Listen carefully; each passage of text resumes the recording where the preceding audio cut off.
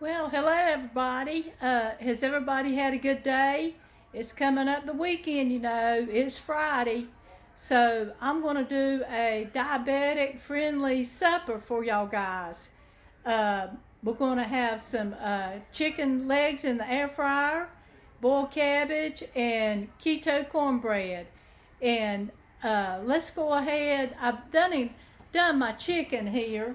Uh, yeah, it's chicken legs, and I kindly split them, and they're already got the lemon pepper on them. And what I'm going to do is put a little bit more seasoning on them. I got this kicked up chicken, so that'll be really good on there. Let's just put a little bit of that on each chicken leg. Okay. And what I'm going to do, I'm going to bring it over here and put it in the air fryer. Let's see. Yeah, right over here is my air fryer. And I'm going to put it on the top shelf. And we're going to turn it on 450 for about, let's put it on 15 minutes. And they should be good and done then.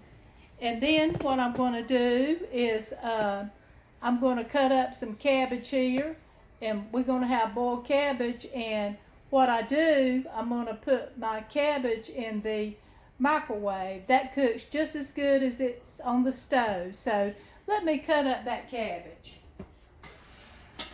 And then I got this Visionware. I do like it. I've had it for years. You can kind of see, what you're cooking. My grandmother used to boil cabbage all the time, on the stove. And she would boil that cabbage and boil it till it just about turned pink. But I don't want my cabbage, like that.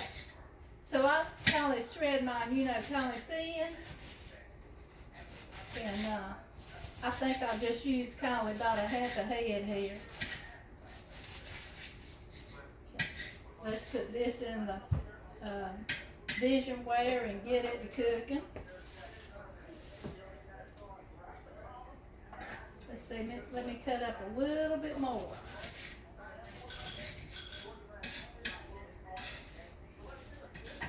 And what I do with my cabbage, I put some chicken broth in there. Just a little bit, to cover the bottom.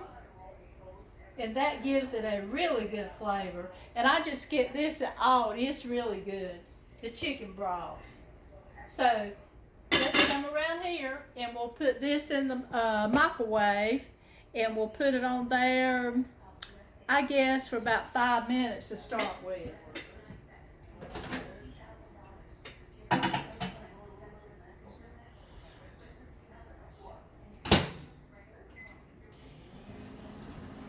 Okay, and then I'm going to explain how I do my keto cornbread. It's really good. We've used it several times. So what I'm going to do is, here is a cup of the almond flour, which that's lower in carbs, than the regular cornmeal.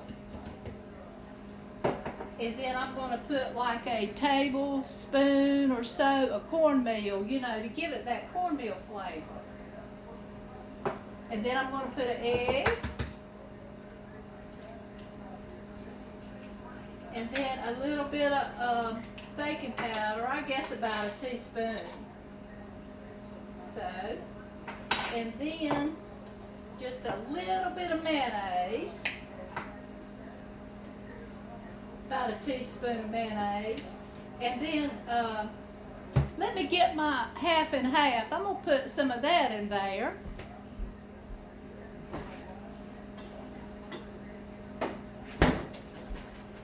Just shake that up real good. The half and half. So let's put a little bit of that in there.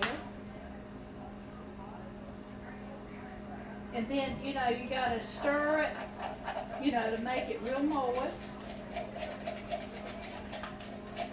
Let me put a little bit more. And you really don't want a big old thick cake, you want it kind of thin.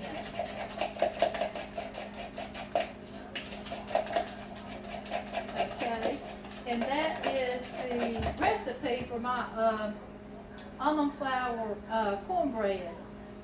A cup of the almond flour, and then like a tablespoon of the cornmeal, a little bit of mayonnaise, and half and half, and a little bit of baking powder. And I'm going to put a little salt in my frying pan, which is the smallest size, and then I'm going to put the cooking oil in there. So I'm using the small cast iron skillet tonight. So let's just put this cornbread in here.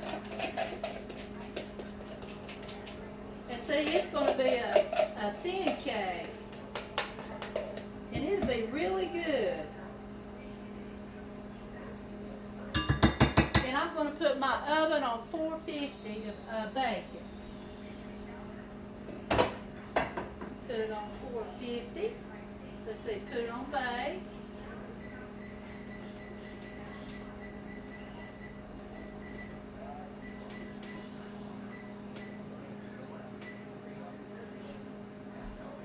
And see, it's going to be a thin cake. Let me turn that around here. And I put my oven on 450.